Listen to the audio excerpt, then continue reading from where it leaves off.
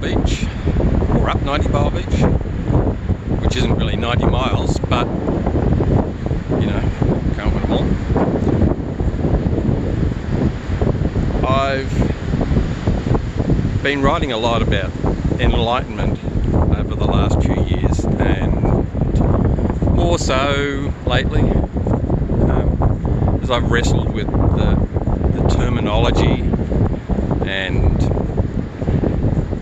what does it actually mean, and how do we grasp it? Is it even worth it? So the problem with communicating all these sorts of things is people make assumptions. For starters, they think you're talking about spirituality, or some sort of philosophy, or just some wanky new agey thing. And you know, it's understandable. I always thought it was some stupid thing. I guess it's not really. Well, it is and isn't all of the above. It covers spirituality, for sure. It's a philosophy, because in that sense it's spiritually and definitely religiously neutral. And of course you get all the other practices that, you know, maybe some people who practice that stuff will, you know, all those new age practices and what we call spiritual practices, yeah, they might get to know what enlightenment is. I don't know. And for a lot of us, you know, really the way we live our lives is what the greatest, wisest gurus and mystics would call enlightened anyway. So as we do our things every day, moment by moment, and when we're fully in whatever we're doing, when we're fully participating in that moment, there's an aspect of what we could call enlightenment. It's a place of non-judgment. It's a place of being, simply observing and participating, free from biases and judgment, like I said, assumptions. Just a simple place that holds no fear or anxiety. Being in the moment, you can't have fear, because fear is memories of the past with emotions attached, and anxiety is assumptions of the future with emotions attached, and those assumptions are based on the fears of the past. So the only place that we can actually be that doesn't involve any of that is right 100% where we are at the moment, whatever we're doing at any time. In that place, there's no fear or anxiety. There can't be, because we're fully absorbed in what we're doing. It's not some mystical thing that you have to meditate for your whole life to get a glimpse of. It's just so simple.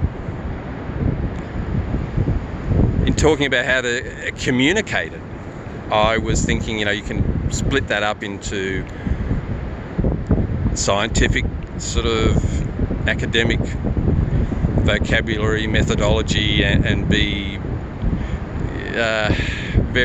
try to be very succinct in what you're doing, but of course the words don't work that well. There's the artistic approach, which is very powerful because it goes directly underneath our minds, our thoughts on the surface, and starts to hit more of an emotional knowing about things. So communicating artistically is very powerful.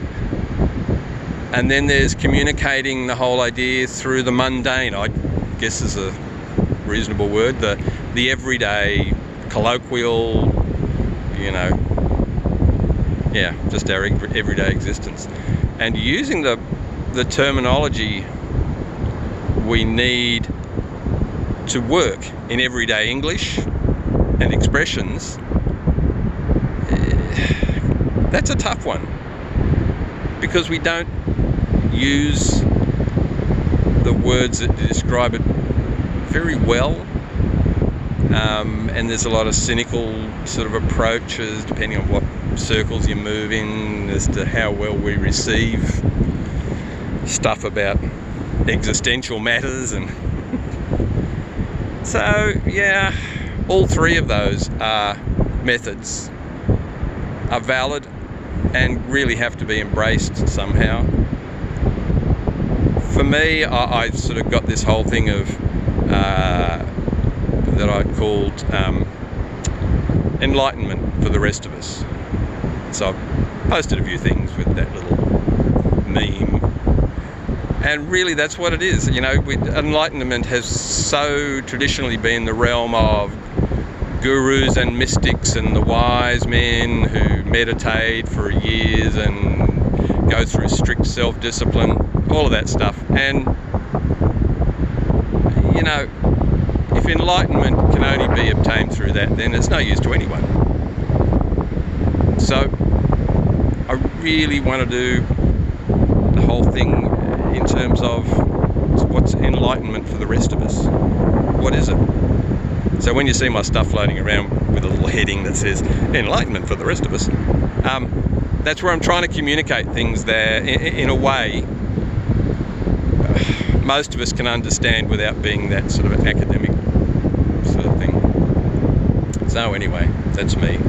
As I ramble on and wander on up 90 Mile Beach, as you may or may not see here, that is just stunningly beautiful, and I believe it goes for about 45 miles or 50 miles rather than 90, but you know, can't win them all.